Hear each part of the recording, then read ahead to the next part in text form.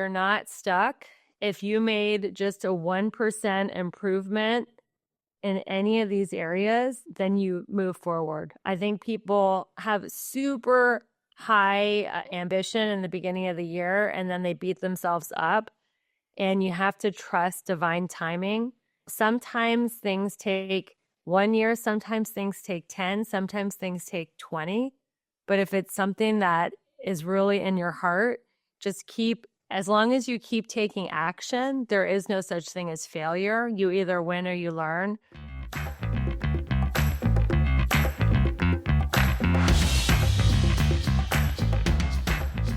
Hello and welcome back to another episode of the Thrive State Podcast. I am your host, Dr. V, triple board certified MD and performance and longevity expert. And we are approaching the end of the year. We are about to enter 2025. And I wanted to share with you a conversation I had with a beautiful soul to give us some insights, some particular insights as to how we transform. You know, we start off every year. I know certainly there have been times where I think of the best version of myself, the highest version of who I can be in my health, in my relationships, in my work and business. And certainly there's been some years where I've got these lofty goals and I start on them every year and then it somehow fails. And there is reasons for that. You know, sometimes we're so stuck in old places because we have the same thought patterns, these same emotional patterns that leave us taking the same type of actions day in and day out. And on today's podcast, we have a transformation expert, an empowerment expert. So if you're looking to make changes this next year, I think this is a very useful framework for transformation that you could apply to your life because it's a very easy 4-step process to follow. And I know you're going to have some great value. Now, before we get into the podcast, let me welcome you in. First-time listeners, this is the Thrive State Podcast where I bring thought leaders, experts on longevity, on peak performance, on human potential so that you can live your best life. I really do feel that human potential is being sequestered, that me, myself, growing up, as a child growing up in America, I always felt like I was taught to be something other than myself, that something outside I should aspire to. And I think that aspiration to be something that you're not actually stifles your potential because who you are, who you're meant to be is just you.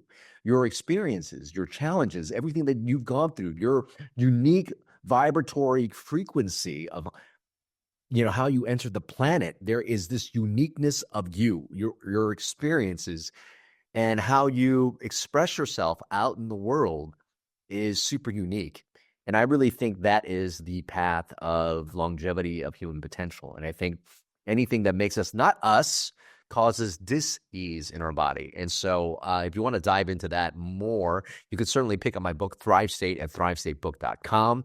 There's also a lot of free resources in our platform by going to thrivestatestarter.com or checking out mythriveState.com/pro to find out all the digital content that we have on this platform.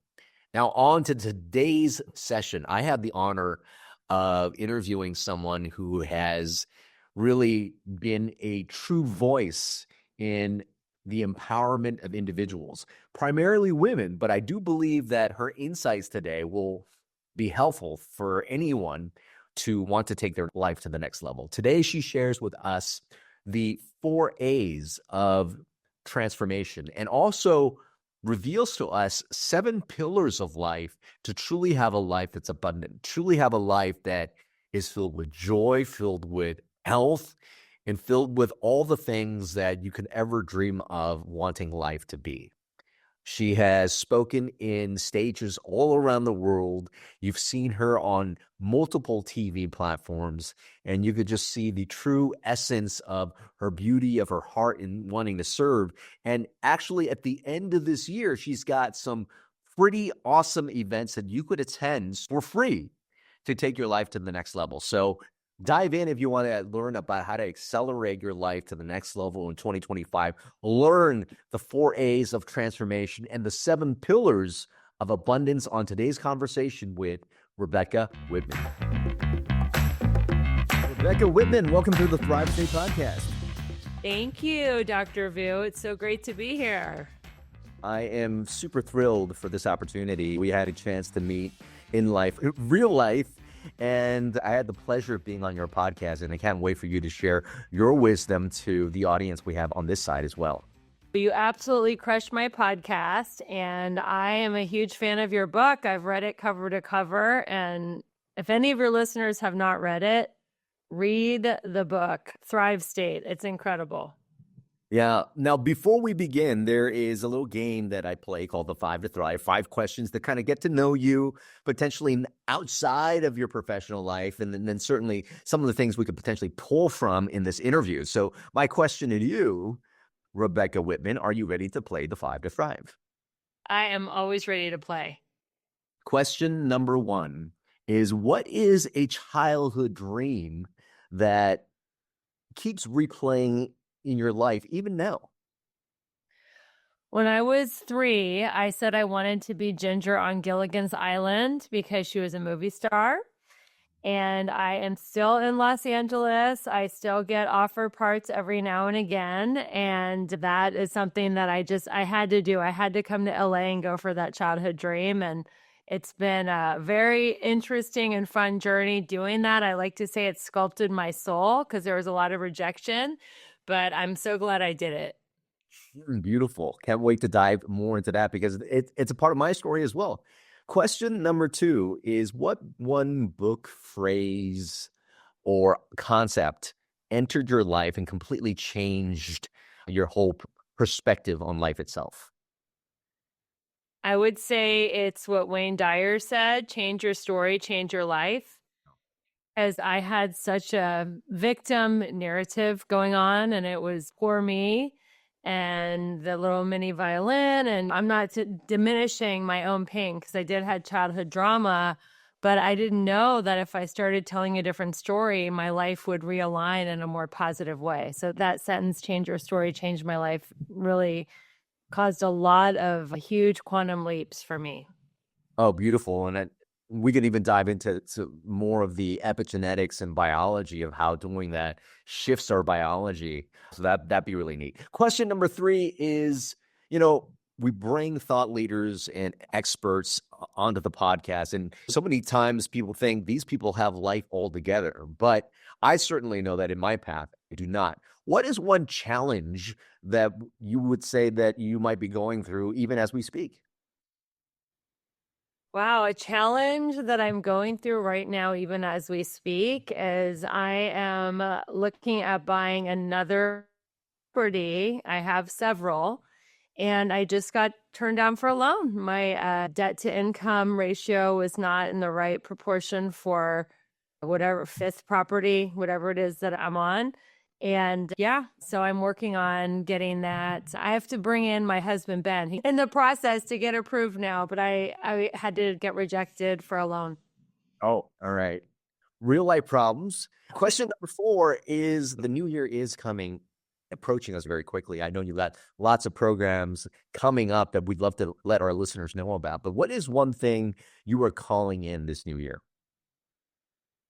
I am calling in, God, that's a great question. I should think about that because this is what I'm teaching in the near future.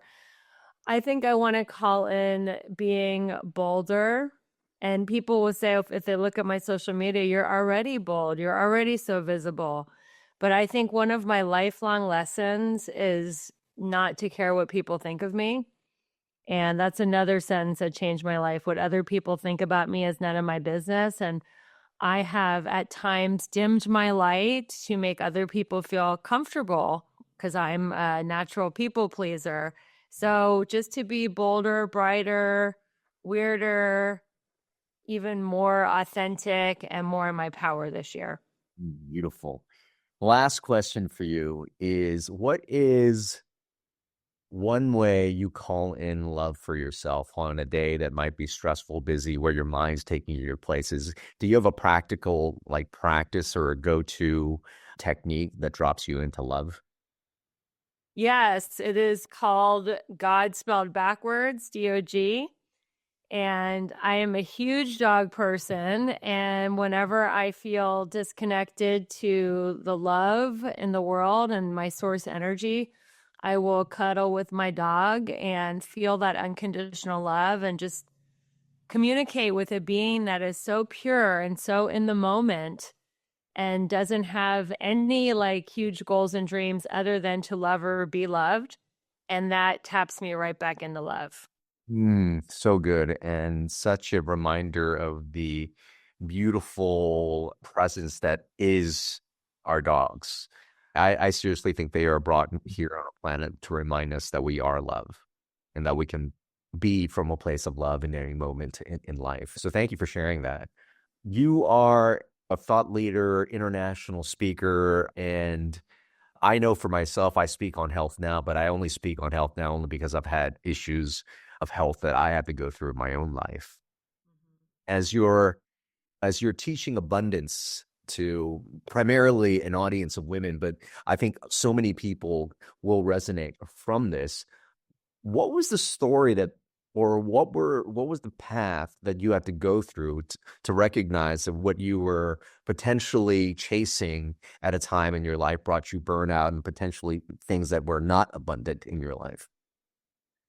I learned the lesson very young. I was in a direct sales company in the 90s to show my age, and I would want to go work out at lunch, and the manager would say, I'd rather do curls with the phone and make calls rather than go to lunch. And so I started just not working out, eating whatever I wanted. My weight blew up to almost 170. And I was just very unhealthy and very depressed. I would just, similar to your book, when you got depressed and overweight, I would sleep for 20 hours at a time. And I learned I don't want to live this way anymore. And when I stopped working for that company, then I did another total burnout job in car sales. And it's pretty funny that an Ivy League grad sold Ford cars in Jacksonville, Florida, but I did. And then I finally got like a job where I had a decent schedule and I started to work out again and I started to like kind of recalibrate my nervous system and get back in journaling and prayer meditation. And then that was from when I was about 30. And then I never stopped. I was like, I'm never going to go back to putting my health on the back burner and just eating and drinking whatever I want. What part of your story do you find, because you resonate with such a large audience, what part of your story do you think is really pulling towards the heartstrings of so many people? Where do you find where we get stuck and where people resonates from that point of potential victimhood or that point of potential, geez, my life isn't going the direction I want? I had a really toxic marriage and I got married later in life. I was 41 when I got married and I had very limiting belief that it's more important to look good than to feel good. So I married someone that I knew wasn't the right choice for me, but I wanted the big white wedding and to have kids. And thank God I didn't have kids. And 3 years into the marriage, it started to crumble. And I remember bringing him with me to my therapy session, and we were just like screaming at each other. And everything in the therapist's office was peaceful. She had a feng shui fountain. She had bone broth boiling in the kitchen. She had incense, candles, but the toxic feeling of fighting with someone in such an angry way was overcoming the atmosphere. And all of a sudden she screamed and she said, okay, stop fighting. And she looked dead at me right in the eyes. And she said, Rebecca, what do you want? And a voice that wasn't even my own came through me. And I said, I want a life of ease, grace, and spiritual dignity. And at that moment, I knew that I would never think that it was more important to look good than to feel good, and that I would prioritize my own peace. And pretty soon after that, I filed for divorce, and my whole life changed in that moment. Mm.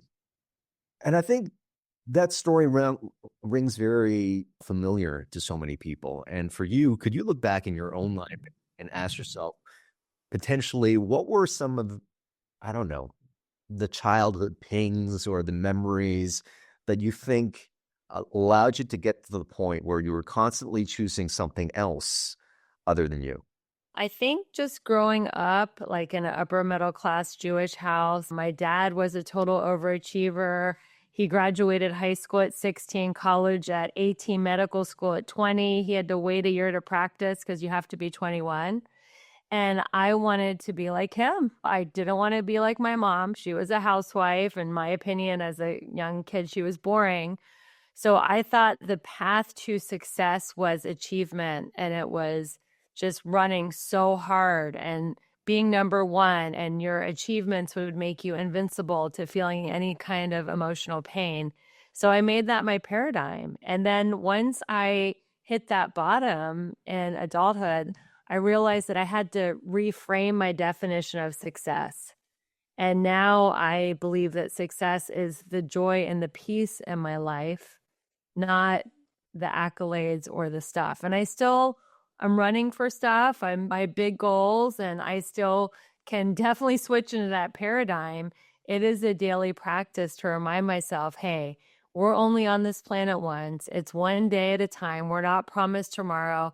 Where can I find the peace and where can I find the joy in each day? You were at, you were actually with 3 years after 41, you were 44 when you finally said you wanted some peace and ease. For a lifetime of programming, of potentially chasing things that other people said would bring you happiness, success, and life wasn't the case. What was it like once you made that decision to choose more peace and joy and spiritual integrity? What did that look like on a day-to-day basis? Having come from years and decades of programming to now trying to create a new path for yourself. Because what I do find is a lot of people did say, okay, enough. Yes, I want joy. Yes, I want love. And then the next day, there's something on social media that triggers them. There's something at the going back to work that brings them back to the same place. And change suddenly feels so hard. So can you give us what change really looks like?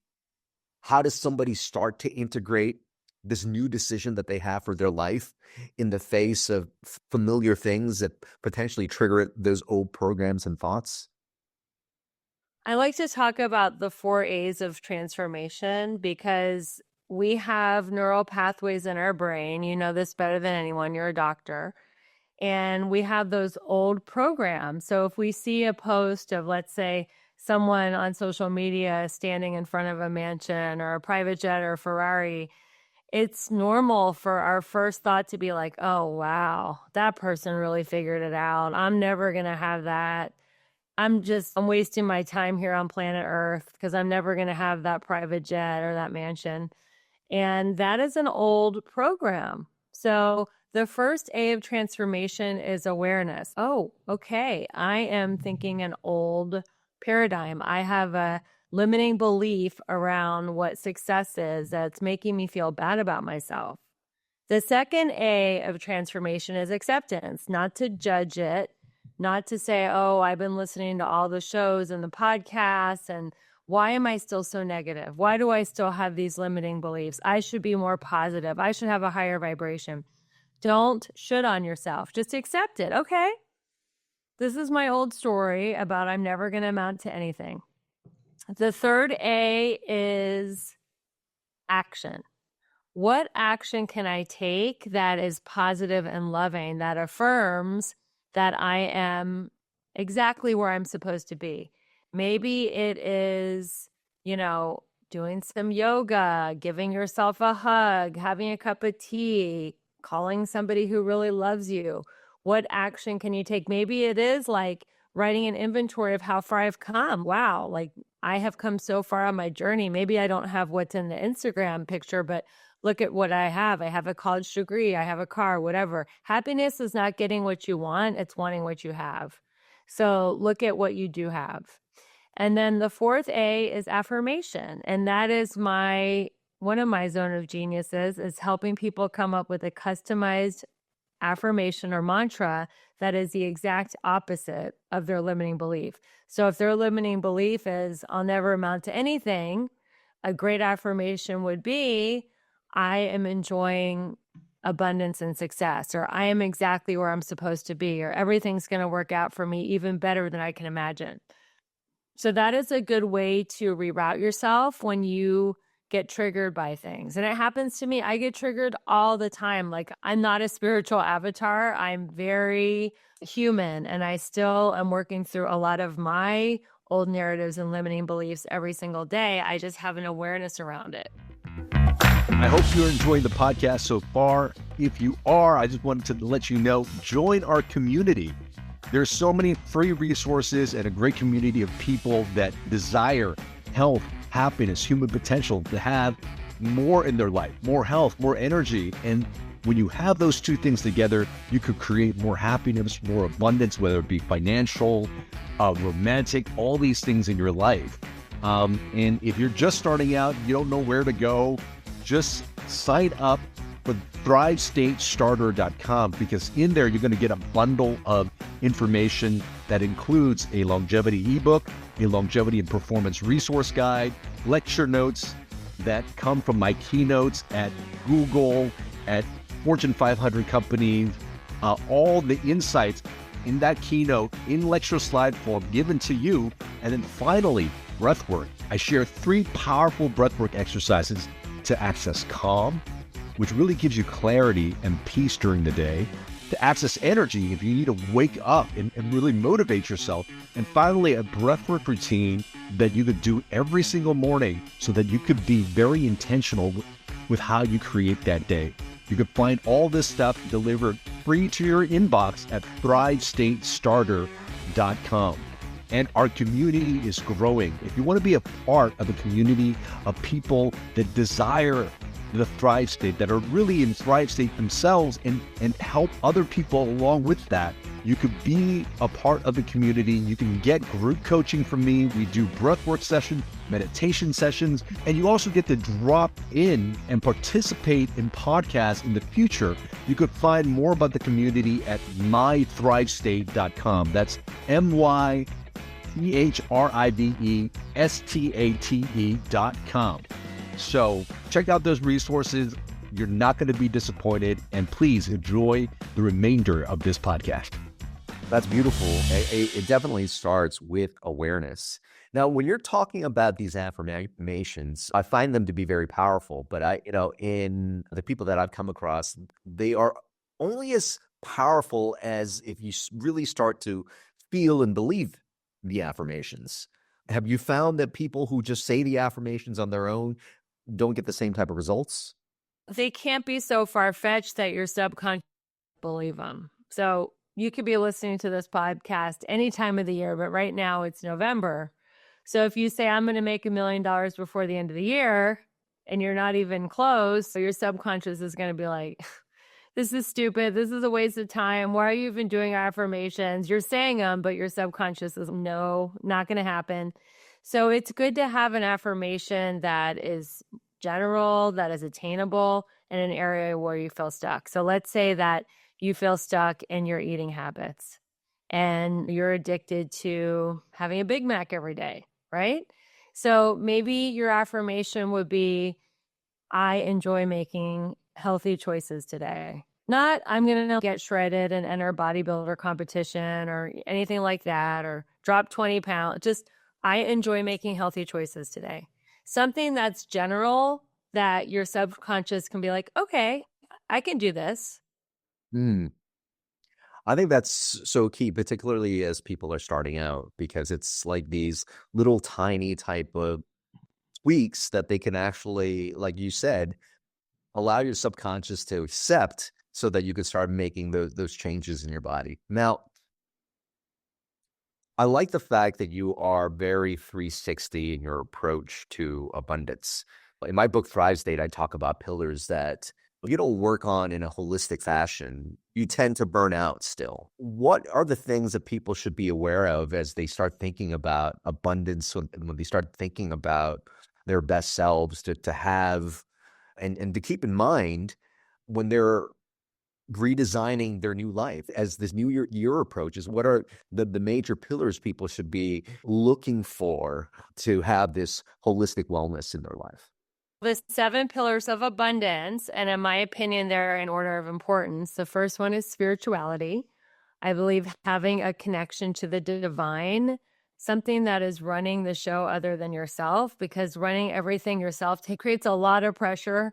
So there's only 2 things you need to believe about having a higher power. One is that there is one and that it's not you. The second thing is fitness, physical health. And I know that's one of your zone of genius. You're brilliant in that area. Who doesn't want to age backwards? Having practices that put your health first. So I say body before business, plan your days around your workout. And I'm a big believer in drinking plenty of water, eating high protein, and also taking supplements. The third pillar is emotions. I believe all emotions come from either fear or love, or you could also say scarcity or abundance. You're either thinking, I don't have enough of whatever it is I want, or I have more than enough. It could be love, it could be money, it could be health. The next area is romance. And this is such an important area. People want to have romance. Even if you're single, you can still have a romance with life, with yourself, and just enjoy the beauty and the sensuality of being alive and being in a human body. The next thing is mental mindset. That means room to grow. You could be listening to mindset stuff 24/7. There's Audible. There are awesome podcasts like this one. There's YouTube. There's so many ways to improve your mindset and the nooks and crannies of your day. I like to think of your car as a moving university. And the next one is social. Having a tribe. Your vibe attracts your tribe. I met you at a really cool social event thrown by one of our mentors, David Meltzer, and it was an awesome mastermind dinner party event. And now we have this friendship and we're collaborating and we're causing good in the world with this conversation and your conversation on my show. And it's just magical when you're around people that have similar goals and values, what a difference you can make. And you can elevate them and they can elevate you. So I'm a huge believer that community creates immunity. And finally, financial. Now, everybody thinks financial is the main pillar. They think I'll make a ton of money. I'll hire a personal trainer. I'll look really hot. I'll attract my soulmate. We'll go on couples retreats and have spiritual transformation. But in my opinion, the money is the last piece of the puzzle to click into place, because you could have all the money in the world, and if you don't have your health, you don't have anything. You could have all the money in the world, and if you're lonely and sitting at home by yourself counting your money, you can be miserable. So once you have all the other pillars of your life in alignment, or at a level 10, as I like to say, then the money comes in, and then it's all about living to work, not working to live. It's beautiful. For somebody who is looking at the clock and going, wow, 2024, I had all these aspirations and dreams in the beginning of the year, and we're about to start a new year. I don't want it to repeat myself. I had these goals that never really got fulfilled. For that person that feels stuck as we're beginning this new year, what would you say to them might be the first practical steps to start building some momentum towards making some better choices in these 7 areas of abundance? First of all, I would say you're not stuck. If you made just a 1% improvement in any of these areas, then you move forward. I think people have super high ambition in the beginning of the year, and then they beat themselves up. And you have to trust divine timing. Sometimes things take 1 year, sometimes things take 10, sometimes things take 20. But if it's something that is really in your heart, as long as you keep taking action, there is no such thing as failure. You either win or you learn. So I would say the first thing is not to beat yourself up. The second thing is to really look at each of the 7 areas and rate yourself on a scale of 1 to 10. 1 is you totally bombed, you didn't even try. 10 is you achieved your goal. Like, where are you at? And then what's in the gap? What action or affirmation or thought do you need to think to lessen the gap? What do you want? What do you need? And what action is needed to get to a level 10? And these are things that we're going to discuss at my New Year workshop. It's a really fun workshop. It's free. It's on December 29th. You can go to my link in bio and Instagram to reserve your spot. But these are some of the things we're going to look at. What is going to be necessary to get all 7 areas to a level 10 in 2025? That is amazing. So again, can you repeat the website or maybe what your LinkedIn handle is so that people could register for this event on December 29th? Yep, it's at Rebecca E. Whitman on Instagram. It's in my link in bio. You can't miss it. And also in the show notes, I'm going to give you my Pillar link, pillar.io. And that has this event and also has a mastermind that I'm hosting in Playa del Carmen, where we're going to even go deeper in these 7 pillars and really roadmap out 2025 so you have your best year ever. That is amazing. And tell us a little bit more about the mastermind. It's going to be in 2025. How many people are you hosting and how do people sign up for that? It is going to be at this really cool spa resort center of spiritual transformation called the Palmaya at Aya. It's in Playa del Carmen. The resort itself has its own programming. So they have classes on health and wellness, personal development, yoga, sound bath, fitness, all the stuff. So that in and of itself is amazing. They have super healthy vegan cuisine. If you want meat, of course, you can get it. But they are known for their vegan cuisine. And then in this wonderful mastermind, I will be giving you tips, tools, and strategies to get all 7 areas to a level 10. And then we're going to do vision boards. You're going to get your power word for the year. You're going to have your power playlist. We're going to just have the most transformational, amazing experience at this beautiful resort that's designed for just health and wellness and transformation. Again, check out my link in bio, and you do have to apply. I am picky about who goes on the retreat. There's only going to be about 10 people, and I want to make sure it's really good chemistry. Unfortunately, guys, it's just women for this one, but everybody is welcome on December 29th for my New Year, New You workshop. Oh, that is fantastic. Definitely check that out, particularly as you're getting set to launch yourself this next year, this real new definition for yourself, who you choose yourself to be. It's always great to have somebody like Rebecca with all her wisdom and knowledge to be able to guide and usher you through the new year. Now, before I ask my last question, you have mentioned the workshops. Where else do people find you online and Instagram and all that? Yes, you can find me on Instagram at Rebecca E. Whitman. You can find me on LinkedIn at Rebecca Whitman and Facebook Rebecca Whitman. And then my website is RebeccaElizabethWhitman.com. That's REBECA, Elizabeth with a Z, Whitman, WHITMAN.com. And that's where you can keep in touch with me. And I'd love to stay in touch with you guys and see how you are doing with your New Year goals and see if I can help give you affirmations to help your goals happen even faster. Amazing, amazing, amazing. Thank you for sharing your wisdom today. The 4 A's of transformation. Use that, everybody, and then recognize the 7 pillars of abundance and seeing where you're at and use the help. Go on the workshop, do the mastermind, because it is just going to accelerate your new year. My last question to you is this. Of everything in life that you've gone through, all the techniques, your dog, the people in your life, what has been your best medicine? Exercise is the best thing. And I started so young. At first, I played tennis to earn my parents' approval. By the time I was 8, I was playing at the national level. And I stopped during that period of life where I told you in my 20s, where I got really depressed.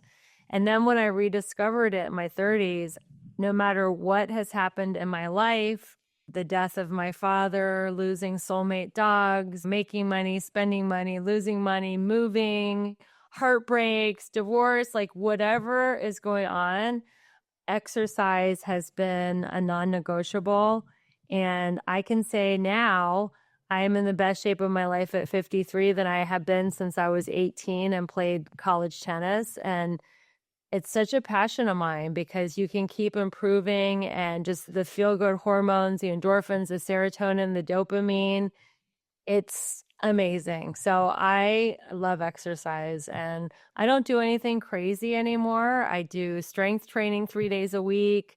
I do yoga or bar class. I play tennis maybe once or twice a week, but I do try to exercise 5 days a week. And it's my non-negotiable.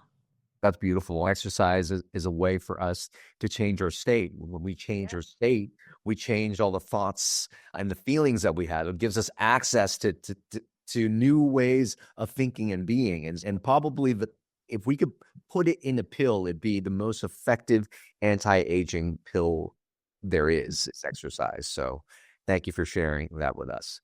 Rebecca Whitman, thank you so much for your wisdom today, these nuggets that allow people to show up as their best selves. Thank you for being on the Thrive State podcast. You are so welcome. And it's been such an honor to be on the Thrive State podcast. And I can't wait to see you again in the new year. Beautiful. Thank you. I hope you enjoyed that episode of the Thrive State podcast. And if you're finding that this content is really helping you and your family members, please consider supporting our mission and our cause of elevating health, happiness, and human potential for people all over the world. You can do so by making sure that you subscribe to this podcast, sharing it with your friends and family members, and leaving us a 5-star review wherever podcasts are heard. All these things are going to really help elevate the show and to give us the resources to continue to bring more content just like this to yourself as well as the people that you love. If you haven't already, you might want to consider joining our community. We actually have a community where people get to engage with me in group sessions where we do breath work, meditation, where we do challenges together, really to be able to get us access to health, happiness, human potential so that we could have longevity and performance in our life as well. You can check out our community at mythrivestate.com. That's mythrivestate.com. And if you haven't already, pick up a copy of my book, Thrive State. It really gives you all the tools, the pillars that you need to create a blueprint to control the energetics of your life. Who are you? How you show up in the world? The choices that you consistently make create an energy in your body, and you can control this. And when you can control that, you also control the messages you give to your DNA that gives you access, again, to optimal health, longevity, and peak performance. And let me also just share a free gift to you. If you haven't already, please pick up my longevity and performance bundle where I share lecture notes, ebooks, breathwork exercises, and longevity and performance resources at thrivestatestarter.com. Thank you so much for being a part of this community. Thank you for helping us grow. Remember always, my friends, that you are your best medicine.